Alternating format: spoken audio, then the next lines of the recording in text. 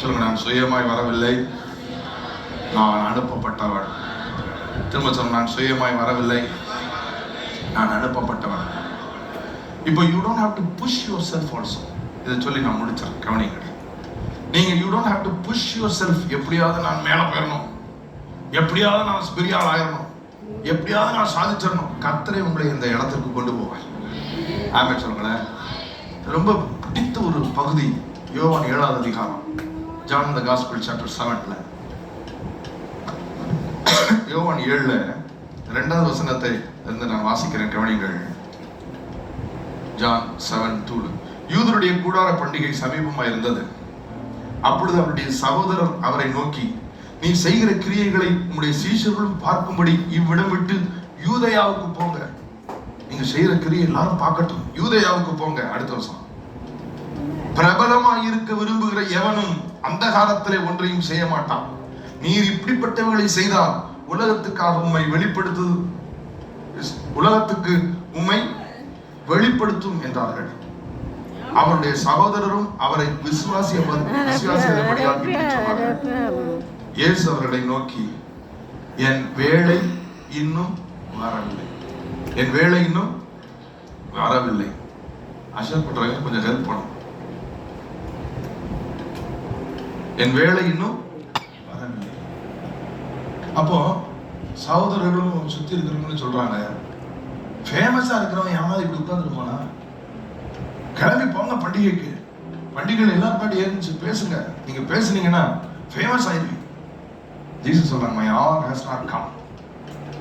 நான் ஃபேமஸ் ஆகிறதுக்காக வரல, நான் பிதாவுடைய சித்தத்தை செய்யும்படி வந்திருக்கிறேன். பிதாவின் சித்தத்தை செய்வதே என்னுடைய போஜனம். பிரியமானவர்களே, நீங்க நிறைய வேர்ல்டு பியர் பிரஷர், சொந்த பந்தங்கள் மத்தியிலே, உடன் பிறந்தவர்கள் மத்தியிலே, நண்பர்கள் மத்தியிலே ஃபேமஸ் ஆகணும், ஃபேமஸ் ஆகணும். சொத்து வாங்கியாவது ஃபேமஸ், 2 கார் புது கார் ஓட்டியாவது ஃபேமஸ் ஆகிடும், பேர் பெருமை ஆகிடும்.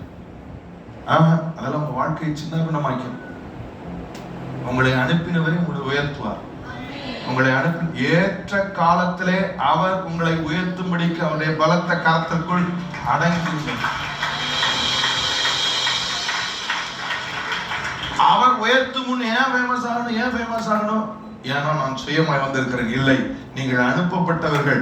நீங்கள் அனுப்பப்பட்ட நோக்கத்தை நிறைவேற்ற உங்கள் பெயரை பெருமைப்படுத்த வேண்டுமா? அவரே அதை செய்வார். உங்களை உயர்த்த வேண்டுமா? அவரே அதை செய்வார். உங்க பேரை கீர்த்திய பத வைக்கணுமா? அவரே அதை செய்வார். அவன் நீங்க பதற தேவையில்லை. நீங்க கடன் வாங்கி அதை செய்யணும் இதை செய்யணும் தேவையில்லை. நீங்க எப்படியாவது எல்லாரும் முன்னாடியும் நான் 100 பவுன் வைத்திருக்கிறேன் காமிக்க தேவையில்லை. அப்புறம் 100 பவுனையும் கடையில் வைக்கிற மாதிரி ஆயிடும். நிறைய பேருக்கு தெரியல, விவரம் புரியல. பேசிட்டு போய் சொல்றாங்க, ஃபேமஸாக நினைக்கிறவன், பிரபலமாக விரும்புகிறவன் யாராவது இப்படி இருப்பானா? பண்டிகைக்கு போறோம், எல்லாரும் முன்னாடி பேசிக்காங்க, என் வேலை இன்னும் வரவில்லை. நான் ஒரு வேலையோட வந்திருக்கிறேன். அந்த வேலைக்கு ஒரு வேலை இருக்கு. அந்த வேலையில அந்த வேலை சிறப்பா என்னோடு இருக்கிறவர், என்னை அனுப்பினவர் என்னோடு கூட இருந்து சிறப்பா செய்ய வைப்பார். கைதட்டி தேவனை மகிமைப்படுத்துங்க.